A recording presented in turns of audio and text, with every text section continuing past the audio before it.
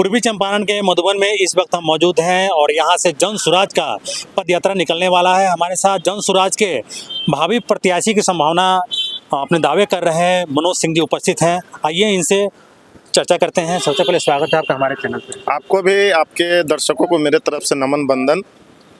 आज आप लोग का पद यात्रा निकलने वाला है, थोड़ा बताइए अपने बारे में और इस पद यात्रा के बारे में। देखिए, पद यात्रा का मेन मकसद है कि लोगों के साथ मैंने हर घर तक जन सुराज को पहुंचाना और जन सुराज के विजन को लोगों तक, मतलब हर दरवाजे पे जाके जो लोग मार्केट में नहीं आ रहे हैं, जो लोग कहीं पटना नहीं जा पा रहे हैं, जो लोग कहीं किसी शहर में नहीं आ रहे हैं, उन लोगों तक जाए और जन सुराज के विजन को हर घर तक पहुंचाए। यही मेन चीज़ है इस पद यात्रा का।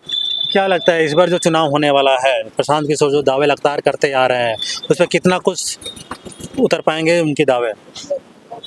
सर बिल्कुल उतर पाएंगे। अभी तक तो आप देख रहे हैं कि एक नई पार्टी होने के बावजूद, अभी हम लोगों के 1 साल में 1 महीना अभी बाकी होने के बावजूद जो है, अब हम लोग एक त्रिकोण बना चुके हैं। अभी जहाँ तक 2 ही दल में टक्कर मानी जाती थी, अब जो है एक त्रिकोण बन चुका है।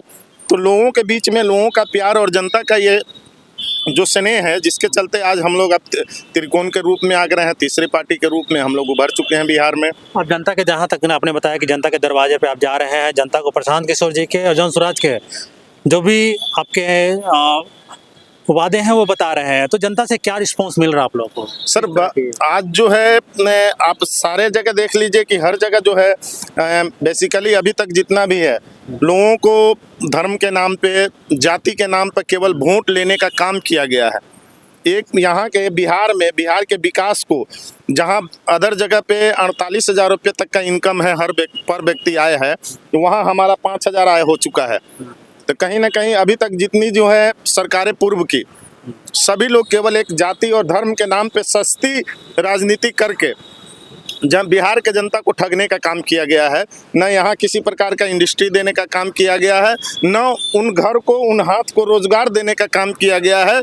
जो रोजगार यहाँ उपलब्ध था, जो पहले से कंपनियां लगी थी, वो ऐसी व्यवस्था बनाई गई कि उन सब को बंद कर दिया गया। अदर स्टेट में अगर कहीं 5 कंपनी है तो वहाँ 10 हो गया। आपके यहाँ अगर के उलट एकदम घट गया।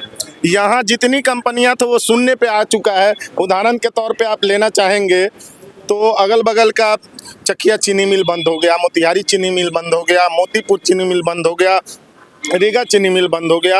आगे आप आएंगे तो एक बरौनी आपके यहाँ बहुत बड़ा कारखाना हुआ करता था, वो भी बंद हो गया। तो यहाँ चला तो नहीं, बंद जरूर हो गया। बंद की अगर गिनती करेंगे तो पूरे भारत में नंबर 1 पे आप जरूर आएंगे। इसलिए पूरे बिहार की अभी बात नहीं किया जाए, अभी जिस विधानसभा में हम खड़े हैं इस विधानसभा की बात किया जाए, आप पद यात्रा करने जनता के घर घर जा रहे हैं, तो सबसे ज्वलंत मुद्दा अगर आपको दिख रहा है तो वो क्या है? सर पलायन का मुद्दा है और सबसे ज़्यादा यहाँ भ्रष्टाचारी का मुद्दा है। आप एक अफसर के पास चले जाइए, आप आज के डेट में आपका खतियानी ज़मीन है, आप उसमें रसीद कटाने जा रहे हैं तो लोग कहता है कि भाई पैसा दे दीजिए, नहीं पैसा देते हैं तो 10 तरह का एलिगेशन लगा दिया जाता है। तो यहाँ जितना भी है, ये मतलब विधायिका नाम की चीज़ रह नहीं गई है। जो भी आप इस पर नौकरशाही हावी हो चुका है। मधुबन विधानसभा में अगर विकास की बात किया जाए तो कितने विकास हुए हैं? सर अब विपक्षियों के द्वारा तो कहा जाता है कि बहुत सारी विकासें की हमने, विकास की गंगा बहा दी है। आप जाएंगे रोड पे तो बिल्कुल गंगा बह रही है अभी हर जगह। आप फिनहारा के साइड में भी चले जाइए, या मधुबन में प्रॉपर मधुबन में आ जाइए, या पकड़ी दयाल में चले आइए, या जिस छोड़ में चले जाइए, रोड पे गंगा जरूर बह रही है। आपको हर जगह पानी बहता और बड़ा बड़ा गड्ढा जो जरूर मिलेगा। तो विकास की गंगा उन्होंने बहा दी है। और आप देखेंगे कि बहुत सारी चीज़ें जो हैं, 5 साल कोई काम नहीं किया जाता है। जब चुनाव का वर्ष आता है, 1 महीना बाकी रहते हैं, तो 20 तरह के उद्घाटन किए जाते हैं और रोडें इस तरीके की बनती है, इतना हाई लेवल पे कमीशन वसूली होता है कि वो रोड जो 5 साल तक मेंटेनेंस में रहता है, वो भी रोड सही तरीके से नहीं चलता है। 5 साल का लोग समझते हैं कि 5 साल का मेंटेनेंस का मतलब 5 साल चलना चाहिए रोड। अरे भैया, 5 साल तो मेंटेनेंस के अंदर में है, उसके बाद भी तो उसकी आयु 2-3 साल होनी चाहिए। लेकिन यहाँ तो पब्लिक को भड़काया जाता है कि भैया 5 ही साल का मेंटेनेंस का काम। अरे 5 साल मेंटेनेंस के अंदर में है, मेंटेनेंस के 2 साल 3 साल बाद भी तो हमें रोड सही मिलनी चाहिए। लेकिन कहीं आप देख लीजिए कोई रोड सही हो तो दूसरी चीज़ है कि केवल आप रोड और केवल बिजली इन पे बात करते हैं। यहाँ के विधायक लोगों को ये नहीं पता है कि लोगों को रोजगार देना भी यहाँ का काम है उनका। बैंक से बात करके लोगों के बीच में आपको लघु उद्योग के लिए प्रेरित करना, बैंक से युवकों को लोन दिलाना, ये भी उनका काम है। बैंक के अध्यक्ष भी होते हैं जो यहाँ प्रतिनिधि होते हैं। तो केवल जनता के बीच में इन्हीं चीज़ों को डाला जाता है कि भैया हम तो विकास किए, रोड बना दिए, बिजली ला दिए, यही विकास है। बाकी जो है पलायन के मुद्दा पे तो कोई बात ही नहीं करता है। यहाँ के जनप्रतिनिधि को विकास के सही मायने भी पता नहीं है। बिल्कुल नहीं पता है, एकदम नहीं पता है।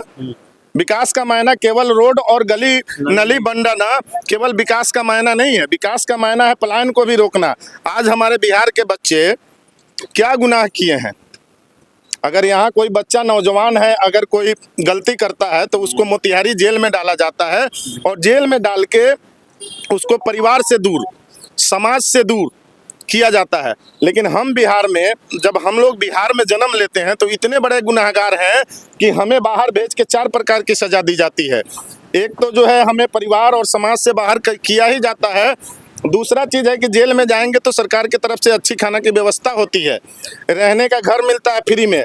लेकिन हम बिहारियों को दिल्ली या पंजाब जाते हैं तो वहाँ दूसरे के घर में 5,000 रुपया किराया दे के रहना भी पड़ता है।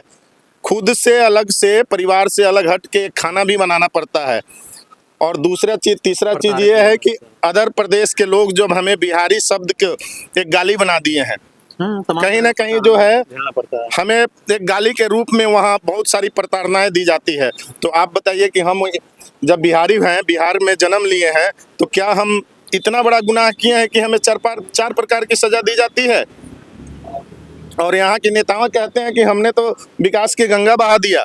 आप अदर प्रदेश में यहाँ के लड़कों को भेजकर लोगों को गालियाँ सुनवा रहे हैं, फ्री में किसी को पैसा बांट रहे हैं, किसी को 5 किलो अनाज पे लुभा रहे हैं कि हम तो दे रहे हैं ना। अरे पैसा आपका थोड़े है। इस बार क्या लग रहा है, इस बार विकास का जो चुनाव का जो मुद्दा रहेगा वो विकास को लेकर रहेगा, फिर ये जाति धर्म इन सब? सर, लोग में जागरूकता है। जन सुराज कभी हमारे किसी भी नेता के द्वारा ये नहीं कहा गया होगा कि भैया मेरा बैग छाप है, मेरा इस छाप पे है, आप हमको इसमें मोहर लगाइए और भारी मत से हमको जिता दीजिए। हम लोग जनता के बीच में जाकर एक एक जनता को जगाने का काम कर रहे हैं। आप अपने वोट को सही जगह पे दीजिए। आप अपने वोट को 5 किलो अनाज पे मत दीजिए। आप अपने वोट की कीमत 5 किलो मत मानिए। आपको वोट मिलने का अधिकार जो है, आज बहुत सारे नेता, मोदी जी हो, लालू जी हो, नीतीश जी हो या कोई भी हो, हर जनता के दरवाजे पे क्यों पहुंचती हैं? वोट के लिए। तो वोट जो गरीबों का बहुत बड़ा मान सम्मान का चीज़ है, इसको आप 500 में, 5,000 में, 50,000 में और 5 लाख में मत बेचिए। ये जो है आपको मान सम्मान देने का काम किया है, एक से एक लोगों को आपके दरवाजे पे पहुंचाने का काम किया है। तो इसकी कीमत 500, 200 या उसको पैसे से तुलना मत करिए। आप अपने इस बार की वोट जो है पलायन के लिए दीजिए। हर माँ को ये दंश है, अपने बच्चों के लिए दीजिए। बिल्कुल, हर समाज को ये दंश है, हर जाति में ये बीमारी है भैया। उनके बच्चे चाहे अमीर हो या गरीब हो, चाहे ST SC समाज हो या OBC समाज हो या अगड़ी समाज हो, हर व्यक्ति के बच्चे को दिल्ली और पंजाब जाना पड़ता है। और जब यहाँ से बाहर जाते हैं तो उनको ये नहीं कहा जाता है कि तुम राजपूत हो, तुम ब्राह्मण हो, तुम दलित हो, तुम अति पिछड़ा हो। उनको यही शब्द कहा जाता है बिहारी हो, और बिहारी शब्द को एक गाली के रूप में दिया जाता है। आप बहुत सारे लोग यहाँ कहते हैं भैया धर्म की रक्षा कौन करेगा? धर्म की रक्षा हम करेंगे। अरे हमारे पेट में अन्न दाना होगा, हम मजबूत होंगे, तभी तो हम अपनी धर्म की रक्षा कर सकते हैं।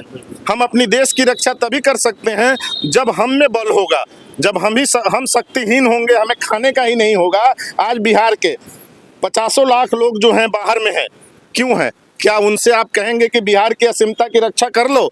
तो वो पहले रोजी रोटी के लिए दिल्ली पंजाब रहेंगे या बिहार की अस्मिता या बिहार की रक्षा के लिए यहाँ रहेंगे? ये सवाल है, आप बताइए। बहुत बहुत शुक्रिया आपका मनोज जी। अभी बहुत लंबा समय चुनाव का बाकी है, फिर आपसे जुड़ेंगे और इस पर चर्चा करेंगे। कहीं ना कहीं मनोज सिंह जो जन सुराज से प्रत्याशी के तौर पे अपनी ये दावेदारी किए हुए इनका कहना है कि जनता जाग चुकी है और हम जनता के बीच जा रहे हैं तो कहीं ना कहीं जनता को जागरूक कर रहे हैं कि आप इस बार वोट अपने बच्चों के नाम पे दीजिए, बच्चों की शिक्षा के नाम पे दीजिए, स्वास्थ्य के नाम दीजिए, अपने बच्चों के पलायन रोजगार के नाम पे दीजिए। तो मिलते हैं अगले वीडियो में, तब तक के लिए धन्यवाद।